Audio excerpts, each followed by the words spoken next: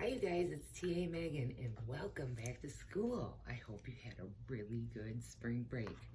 Now a long time ago, 2 weeks ago in fact, you guys voted for this book. It's a little golden book produced by Walt Disney, Winnie the Pooh and the Honey Tree. So let's begin, okay? It's a short story by A.A. Milne. Pictures by the Walt Disney Studio, and it's adapted by Bob Totten. Oh, there he is. There's Winnie the Pooh. Doesn't say what year though on that page. Let's see what year this. Copyright 1926. That's a long time ago. All right, here we go. Once upon a time, a very long time ago now, about last Friday, Winnie the Pooh lived in a forest all by himself under the name of Sanders. That means he had the name over the door in gold letters, and he lived under it.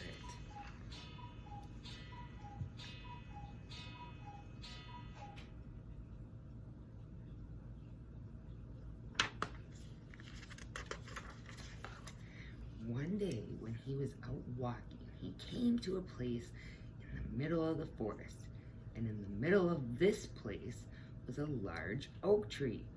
And from the top of the tree, there came a loud, buzzing noise.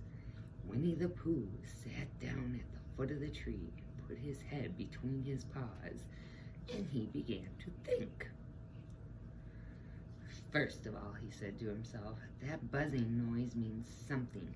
You don't get a buzzing noise like that, just buzzing and buzzing without it meaning something.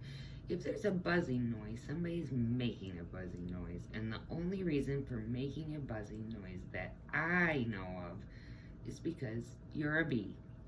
And he thought another long time and said, and the only reason for being a bee that I know of is making honey. And then he got up and said, and the only reason for making honey is so I can eat it. So he began to climb up the tree. That's a big tree, Winnie.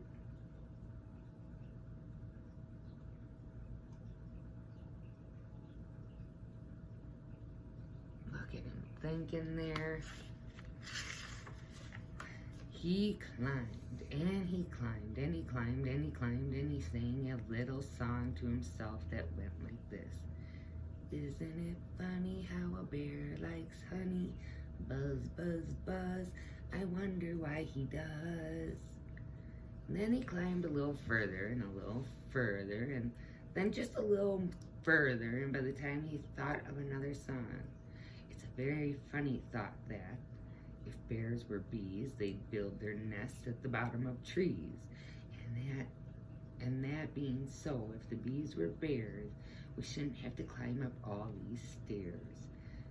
And he was getting rather tired by this time, so that is why he sang a complaining song. He was nearly there now, and if he just stood on that branch, crack.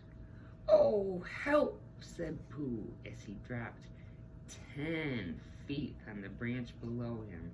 If only I hadn't, he said as he bounced 20 feet onto the next branch. Oh, that's a very tall tree, Pooh.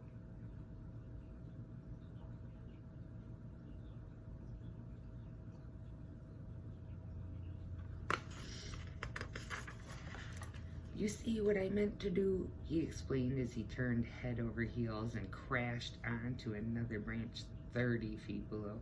What I meant to do, of course it was rather, he admitted as he slithered very quickly through the next 6 branches. It all comes, I suppose, he decided as he said goodbye to the last branch, spun around 3 times and flew gracefully into a gorse bush. It all comes of liking honey so much. Oh, help! And he crawled out of the gorse bush, brushed all the prickles from his nose, and began to think again. And the first person he thought of was Christopher Robin. Oh, poor Pooh. He fell all that way, and now he's got prickles in his nose.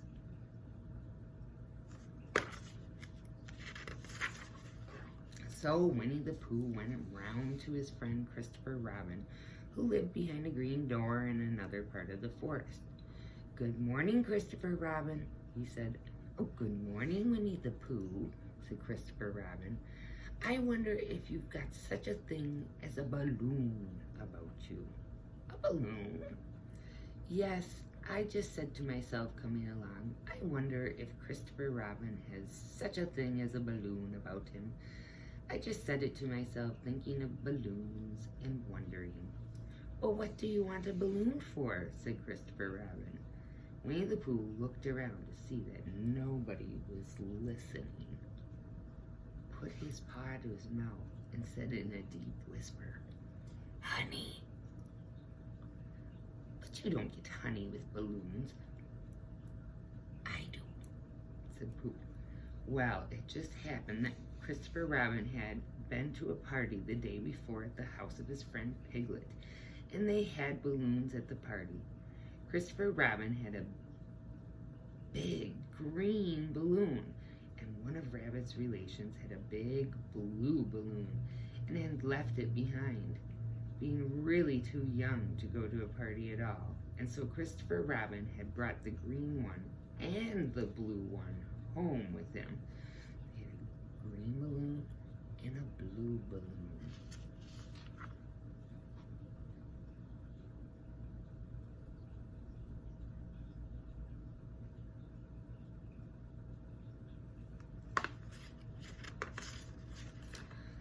"Oh, which one would you like?"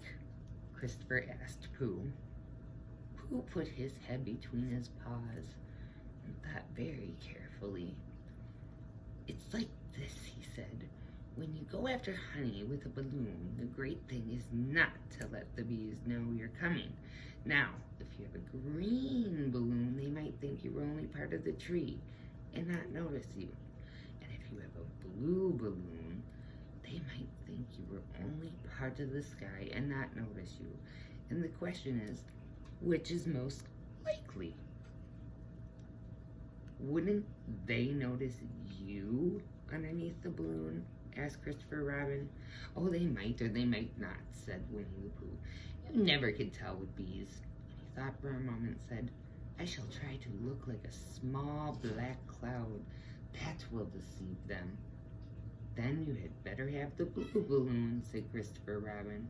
And so it was decided.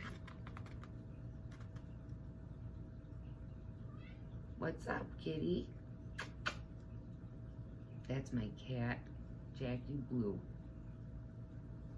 All right. Well, they both went out with the blue balloon, and Christopher Robin took his gun with him just in case, as he always did. And Winnie the Pooh went to a very muddy place that he knew of, and rolled until he was black all over. And then, when the balloon was blown up as big, and Christopher Robin and Pooh were both holding on to the string, Christopher Robin went and let go suddenly, and Pooh Bear floated gracefully up to the sky, and he stayed there, level with the top of the tree, and about 20 feet away from it.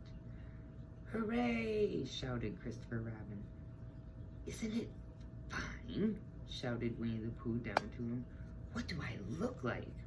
"You look like a bear holding on to a balloon," said Christopher Robin.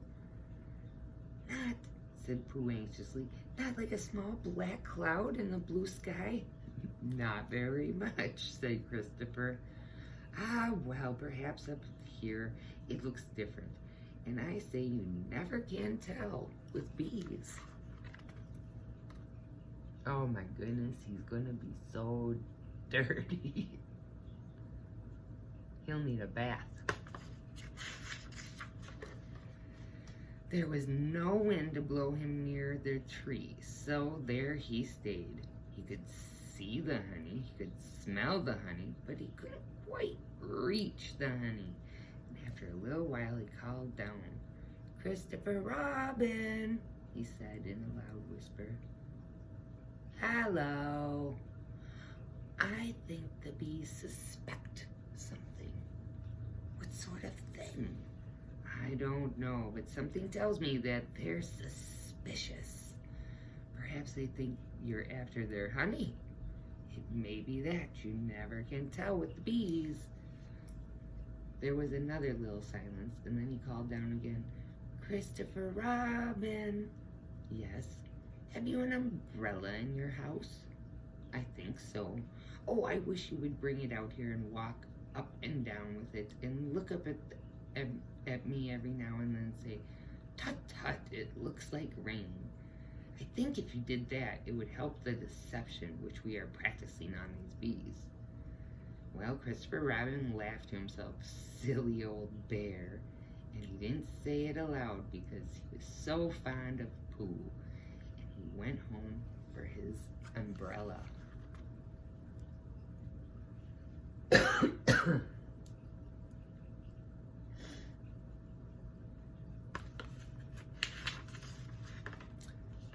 "Oh, there you are," called down Winnie the Pooh as soon as Christopher Robin got back to the tree.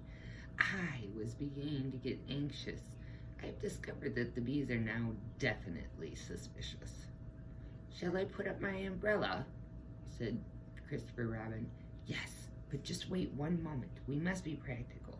The important bee to deceive is the queen bee. Can you see which is the queen bee from down there?" "No." "Oh, pity. Well, now, if you walk up and down with your umbrella saying, 'Tut, tut, it looks like rain,' I shall do what I can by singing a little cloud song, such as a cloud might sing. Go." So while Christopher Robin walked up and down, wondering if it would rain, Winnie the Pooh sang this song. "How sweet to be a cloud, floating in the blue. Every little cloud always sings aloud. How sweet to be a cloud, floating in the blue. It makes him very proud to be a little cloud." "Tut, tut, it looks like rain. Tut, tut, oh, it looks like rain." The bees were still buzzing as suspiciously as ever, and some of them indeed left the nest and flew around the cloud as he began the second verse of his song. And one bee sat down on the nose of the cloud for a moment and then got up again. "Christopher, ow, Robin," called the little cloud. "Yes, I've just been thinking, and I have come to a very important decision. These are the wrong sorts of bees." "Ouch!" "Are they?" "Quite the wrong sort. So I think they would make the wrong sort of honey, shouldn't you?" "Would they?" "Yes. So I think I shall come down now." "But how?" asked Christopher Robin. And Winnie the Pooh hadn't thought about this. If he let go of the string, he would fall. Bump! And he didn't like that idea. So he thought for a very long time, and then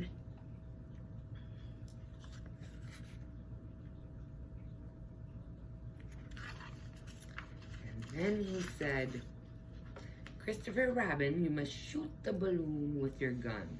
Have you got your gun?" "Of course I have," says Christopher Robin. "But if I do that, it will spoil the balloon." "But if you don't," said Pooh, "I shall have to let go, and that would spoil me." When he put it like this, Christopher Robin saw how it was, and he aimed very carefully at the balloon and fired. "Ow!" said Pooh. "Did I miss?" asked Christopher Robin. "You didn't exactly miss," said Pooh, "but you missed the balloon." "Oh, I am sorry," said Christopher Robin, and he fired again, and this time he hit the balloon, and the air came out slowly, and Winnie the Pooh floated down to the ground. As you can see, it's not a real gun. It's called a pop gun, and it has a cork attached with a string to the end, so you can't actually shoot anything out of it except that cork that's already tied to it. My son has a similar one. But his arms were stiff from holding onto the string of the balloon all the time, and they stayed straight up in the air for more than a week.